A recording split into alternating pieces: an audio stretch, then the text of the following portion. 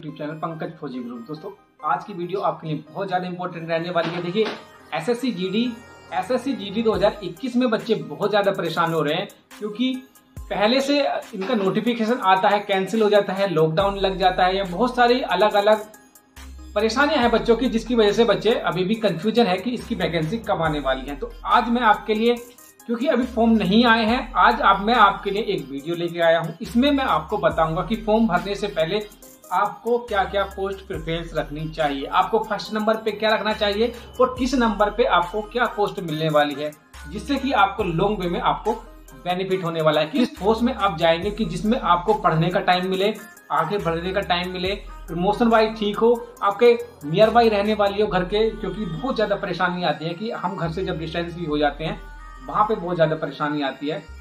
तो आज हम इस वीडियो में डिस्कस करने वाले हैं। मैं A to Z SSC GD के थ्रू जो पोस्ट प्रिपेयर करते हैं, सीआरपी हो, बीएसएफ हो, आईटीबीपी हो, किसी भी पैरामिलिट्री फोर्सेस में जाने वाले हैं, मैं आपको बारीकी से बता दूंगा कि कौन सी फोर्स आपके लिए अच्छी है और कौन सी प्रिपेयर करनी चाहिए। तो वीडियो में बने रहें। वीडियो अच्छी लगे तो लाइक कर दीजिएगा, चैनल सब्सक्राइब कर लीजिएगा।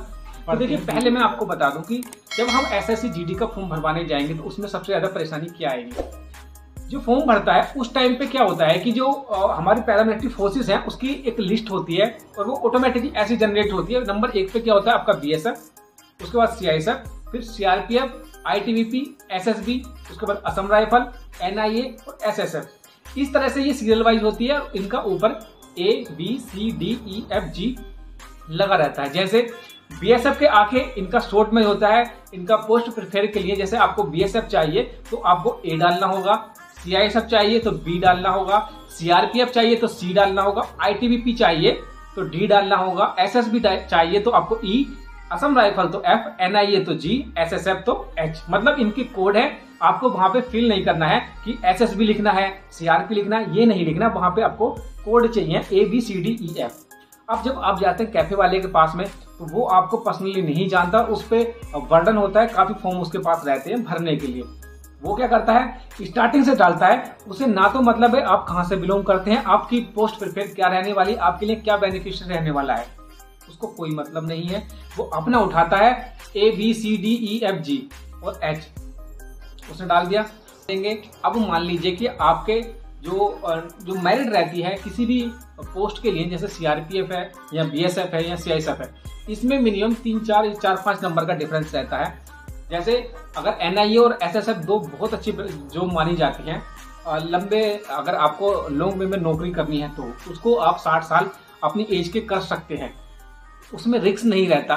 तो क्या परेशानी आती है कि जैसे आपकी जो एनआईए की जो मेरिट है वो 90 पे लगी, आपके जो 90 मार्क्स हैं, लेकिन आपने फर्स्ट प्रिफेयर कर दिया आपको आईटीबीपी को, तो आपको एनआईए ना मिलके आपको आईटीबीपी मिलेगा, क्योंकि आपने फर्स्ट चॉइस डाली है आईटीबीपी। इसलिए कोई भी यूट्यूबर या मैं खुद आपको ये रिकमेंड करता हूँ कि सबसे ज्यादा महत्वपूर्ण तो आपका पढ़ना है, आपको नंबर लाने हैं, लेकिन उसके साथ साथ आपकी पोस्ट प्रिफरेंस सबसे अच्छी होनी चाहिए। क्योंकि इसको हम एक बार डाल देते हैं तो चेंज नहीं कर सकते हैं, एक बार जो डाल दी वो फाइनल हो जाती है। इसीलिए मैं आपसे बार बार कहता हूं कि फॉर्म भरने से पहले ये सुनिश्चित कर लें, अपना एक बार बिल्कुल सुनिश्चित कर लें कि भाई मैंने जो फॉर्म भरवाया है, जो कर्फ्यू वाला था, उसने बिल्कुल ठीक तरह से इसमें डाली है।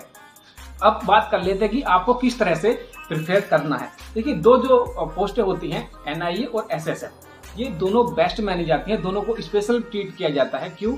इसमें रिस्क फैक्टर बहुत ज्यादा कम रहता है। एसएसएफ और एनआईए में वैकेंसी कम आती है, उसमें अच्छी होती है। तो फर्स्ट नंबर पर हो गया आपका एनआईए और दूसरे नंबर पर हो गया आपका एसएसएफ। इन दोनों की मैंने जॉब प्रोफाइल बना दी है, आप मेरे चैनल पर जाकर वहां से देख सकते हैं कि इनका क्या क्या क्राइटेरिया, क्या कैसे इनका ड्यूटी हावर, टाइम पीरियड, जो भी है आप उसमें से देख सकते हैं। सैलरी वैल्यू जो सब मैंने उसमें दिया हुआ है। उसके बाद अगर आपको एनआईए फर्स्ट पे रखना है तो वहां पे आपको कोड डालना पड़ेगा G, एसएसएफ के लिए आपको डालना पड़ेगा कोड H।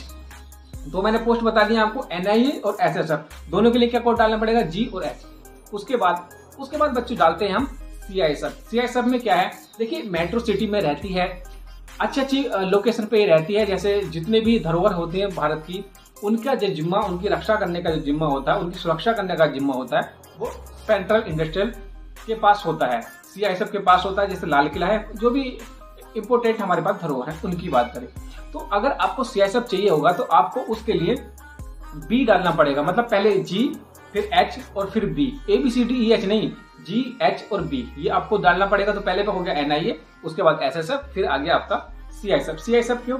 CISF में जो वर्किंग पीरियड है वो 8 का होता है, 8 घंटे का आपका टाइमिंग है। उसके बाद आप फ्री हो जाते हैं, ड्यूटी करा, उसके बाद चला गया। हाँ, कोई सर्टेन पीरियड के टाइम पे आपको बुला लिया जाता है, क्योंकि देखिए कोई भी पैरामिलिट्री टैप बेल्ट और कैप की जो ड्यूटी होती है वो टोटल आपकी 24 घंटे की ड्यूटी होती है, उसमें आपको बुलाना पड़ जाता है। उसके बाद में जो है आपको पढ़ने का टाइम भी मिल जाएगा। अगर आप कांस्टेबल से SI बनना चाहते हैं, उसमें LDC के थ्रू भी आप चलना चाहते हैं, डिपार्टमेंटल एग्जाम के थ्रू, तो उसमें चांसेस अच्छे होते हैं और आप अपनी फैमिली के साथ रह सकते हैं, क्योंकि मेट्रो सिटी में रहेगी, अच्छी लोकेशन पर रहेगी, तो वहां पे आप अपनी फैमिली को रख सकते हैं। तो ये आपके लिए सबसे बेस्ट रहने वाली है। फोर्सेस के मामले में CISF बढ़िया रहेगी, क्योंकि NIA और SSF दोनों स्पेशल फोर्सेस हैं। उसके बाद CISF आपकी बढ़िया रहेगी और CISF के लिए आपको B डालना पड़ेगा। उसके बाद SSB की बात कर लेते हैं। बता दूं आपको, SSB अगर आपको कोड करना है तो वहां पे आपको E कोड करना पड़ेगा, E कोड करना होगा। और SSB की मैं बारे में बता दूं कि सबसे अच्छी मानी जाती है, स्पेशली फॉर गर्ल्स के लिए। क्यों अच्छी मानी जाती है? देखिए इंडो नेपाल और भूटान के बॉर्डर पे ये ड्यूटी करती है और वहां पे कंफर्टेबली ड्यूटी कर सकते हैं। वहां पे जान माल का इतना खतरा नहीं रहता, क्योंकि दोनों ही इको फ्रेंडली बॉर्डर हैं, ओपन बॉर्डर हैं, आप आ जा सकते हैं और आपको विशेष तौर से कुछ नहीं करना, इतना रिस्की एरिया नहीं है, वहां पे इतना जोखिम का भरा काम नहीं है। मतलब गन पॉइंट पे आपकी ड्यूटी नहीं है, जैसे CRP होती है, CRP की ड्यूटी होती है श्रीनगर में होती है और भी नक्सलाइट एरिया में होती SSB भी है। जॉब सारी अच्छी, हमें एक जॉब की जरूरत है, जॉब सारी अच्छी, लेकिन जब हम इतनी मेहनत कर रहे हैं, और मैं बता दूं जब हम इतनी मेहनत कर रहे हैं तो हम क्यों ना अच्छी पोस्ट के लिए जाएं। मान लो आपने अच्छी तैयारी की और आपके किसी वजह से 90 नंबर आ गए और आप एलिजिबल हो जाते हैं NIA के लिए, और NIA आपने भरा ही नहीं है, फिर इसलिए देखिए जो भी है वो कल की बात है, हम मेहनत करेंगे, अपने आप पे कॉन्फिडेंस रखिए। हमें पोस्ट प्रेफरेंस जो करना है स्टार्टिंग में NIA, SSF, CISF और SSB, ये 4 को पोस्ट प्रेफर करना है। SSB की हम बात कर रहे थे कि बहुत ही अच्छी जॉब है, लोकेशन वाइज भी मान लें और दूसरी फैसिलिटी भी कहा जाए तो SSB चौथे नंबर पे आती है पोस्ट प्रेफरेंस के मामले में। तो आप SSB को डाल सकते हो और SSB के लिए जो कोड आपका होगा वो E कोड होगा। उसके बाद हम बात कर लेते हैं बच्चे, हमने CISF की, SSB की, अब क्या डालना है? अब डालना है आपको असम राइफल। असम राइफल में कुछ सर्टेन बच्चों के लिए बोल रहा हूँ, सब असम राइफल ना डालें। जो नॉर्थ ईस्ट के हैं वो तो प्रिफेयर करें 1 नंबर पे असम राइफल को, क्योंकि असम राइफल जो है वो नॉर्थ ईस्ट में रहने वाली है और वहां पे ही रहती है। लेकिन उसमें एक सिमिलरिटी क्या रहती है, अगर आपका सपना है इंडियन आर्मी में जाने का, अगर आपका सपना इंडियन आर्मी में जाने का है और आप किसी वजह से इंडियन आर्मी में नहीं जा पाए हैं, तो आपके लिए बहुत अच्छी अपॉर्चुनिटी मिल जाती है असम राइफल में। क्यों? क्योंकि देखिए एक फीलिंग आ जाती है, वर्दी सारी की सारी टोटली उसकी होती है इंडियन आर्मी की तरह, फैसिलिटी भी इंडियन आर्मी की तरह मिलती है। लेकिन एक चीज है, उस वहां पे भी आपको पेंशन नहीं मिलती है। पेंशन जो है किसी भी पैरामिलिट्री या CAPF में नहीं मिलती है। लेकिन हाँ इतना है कि आप आर्मी के साथ ऑपरेशन कर सकते हैं, आर्मी के वहां से ऑफिसर आते हैं तो वहां पे आप घुल मिल सकते हैं और एक फीलिंग आएगी, गट फीलिंग आएगी कि हम इंडियन आर्मी में वर्क कर रहे हैं। राइफल की हाँ मैं बता रहा था कि नॉर्थ ईस्ट के बच्चे ज्यादा प्लेन एरिया के हैं, जैसे यूपी हो गया, हरियाणा हो गए या इधर बिहार के हो गए, ये नॉर्थ ईस्ट में जाना पसंद नहीं करेंगे इतना, तो असम राइफल उनके लिए ठीक नहीं होगी, क्योंकि वो उधर ही रहेगी नॉर्थ ईस्ट में, आप इधर नहीं आ सकते अपने लोकल एरिया में। और मैं अपने ऊपर की बता रहा हूँ कि देखिए जो भी फौजी है उसके लिए एक सबसे अच्छी बात रहती है कि अगर वो 5-10 साल अपनी फैमिली के साथ ड्यूटी कर ले तो वो उसके लिए सबसे अच्छा होता है। फैमिली के साथ कौन नहीं बताना चाहेगा। अभी आपको लग रहा होगा कि यार पैसा ही सब कुछ है, नौकरी आ गई सब कुछ ठीक हो जाएगा, लेकिन नहीं, नौकरी भी जरूरी है, फैमिली भी जरूरी है, सोशल लाइफ भी जरूरी है और सब कुछ जरूरी है। तो सबको बैलेंस करने के लिए अभी जो गलती हमने की है वो आप ना करें। इसलिए कोई भी पोस्ट भरने से पहले मोस्ट इंपोर्टेंट है कि आप उसको सोचे समझे, अपने हिसाब से उसको भरें, क्योंकि वो चेंज नहीं होती। तो असम राइफल के जो प्लेन एरिया वाले वो ना डालें, नॉर्थ ईस्टर्न के डालें तो वो अच्छा है। प्लेन एरिया के लिए अगला चॉइस क्या है? अगला चॉइस वो डाल सकते हैं ITBP।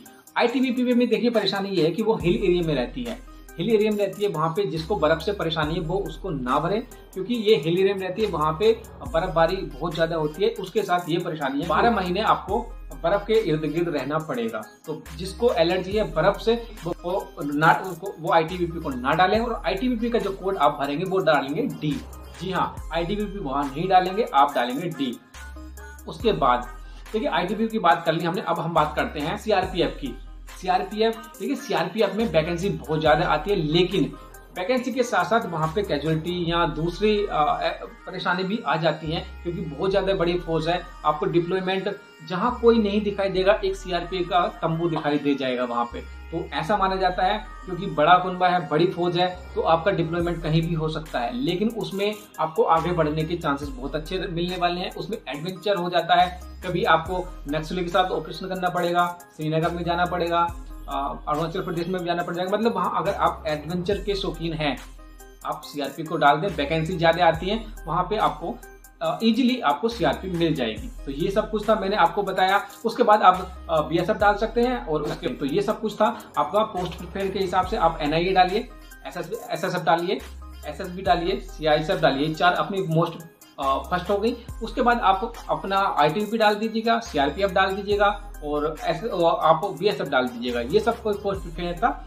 उसके बाद मैं आपको बता दूं कि हम ये ही क्यों प्रिफेयर करते हैं। देखिए, अगर आपने अच्छी पढ़ाई की, जो हम करेंगे ही, हमें अपने विश्वास है, हम जो हमारा टारगेट है 90 या 80, जो भी आपने टारगेट अपना सेट किया होगा वो हम अचीव कर लेंगे, क्योंकि हमारे पास अभी टाइम है, लॉकडाउन चल रहा है, उसको हम अचीव कर लेंगे। उसके बाद देखिए, अगर एसएसबी की मेरिट गई 75 और आपने एसएसबी डाला ही नहीं अपनी उसमें ऑप्शन में, तो फिर वो कहाँ से मिलेगी। इसलिए हम फर्स्ट टॉप जो आपकी पोस्टें हैं वो ऊपर रखेंगे। मिलती हैं तो अच्छी बात है, वरना जो मिलेगी वो ठीक है, क्या पता मिल जाए। तो ये सब कुछ था। आपको पोस्ट प्रिफेयर पे बहुत ज्यादा ध्यान देना है, कहा सुनी नहीं। ऐसे कि जैसे मेरा कोई दोस्त है, तो अब मेरे से कोई पूछेगा तो मैं उसको बताऊंगा कि यार बीएसएफ बहुत अच्छा, क्योंकि मैं बीएसएफ में वर्क करता हूं, तो मैं बताऊंगा बीएसएफ बहुत अच्छा, ये अच्छा है, वो अच्छा। लेकिन सब कुछ देखो, पोस्ट प्रिफेयर का भरने से पहले एक बार अपने कंसर्न कर लो कि भाई मेरे लिए क्या बेस्ट रहने वाला है। हमारे 4-5 पॉइंट बता देता हूँ कि कोई भी पोस्ट भरने से पहले आपको क्या ध्यान देना है। मेरे घर से कितनी दूरी पे है, मैं क्या वहां से अपने फैमिली को कवर कर लूंगा कि कोई भी परेशानी उसको देख लूंगा। तीसरी चीज, मेरे को सैलरी कहाँ पे ज्यादा मिलने वाली है, क्योंकि अगर फाइनेंशियल परेशानी है तो आप प्रिफेयर करें जहाँ पे सैलरी ज्यादा मिलती है, जैसे असम राइफल में आपको सैलरी अच्छी खासी मिल जाएगी। तीसरी चीज, क्या मुझे पढ़ाई करने का मौका मिल पाएगा, क्योंकि देखिए सीआरपीएफ में आपको पढ़ाई करने का बहुत कम चांस मिलेगा। जैसे एसएसबी है या आप मान लीजिएगा सीआईएसएफ है, इनमें आपको पढ़ाई करने का अच्छा अपॉर्चुनिटी मिल जाएगी। और भी चीजें हैं जो आपको जाने से पहले, आपको पोस्ट प्रिफेयर करने से पहले ये सब कुछ देखना पड़ेगा। तो ये सब कुछ था। और आप अपने जब कैफे वाले से आप फॉर्म भरवाएंगे तो उसको कोड भर देंगे। ऐसा नहीं कि एसएसबी बीएसएफ ये नहीं डालना, कोड करके देना है कि EGEF, मतलब उनके जो कोड है एक बार देख लेना, उस हिसाब से देना है। तो उनके कोड में फिर बता दूं, आपको पहले एनआईए भरना है तो एनआईए के लिए G हो गया, एसएसएफ भरना है, एसएसएफ के लिए H हो गया। उसके बाद आपको सीआईएसएफ भरना है, सीआईएसएफ के लिए B कोड हो गया, और एसएसबी के लिए E कोड हो गया। ये 4 पोस्ट में प्रिफेयर कर रहा हूँ। ये सब कुछ था आपकी पोस्ट प्रिफेयर के लिए। तो कैसी लगी वीडियो, चैनल पर पहली बार आए तो चैनल सब्सक्राइब कर लीजिएगा। मिलते हैं अगले वीडियो में, तब तक के लिए टाटा।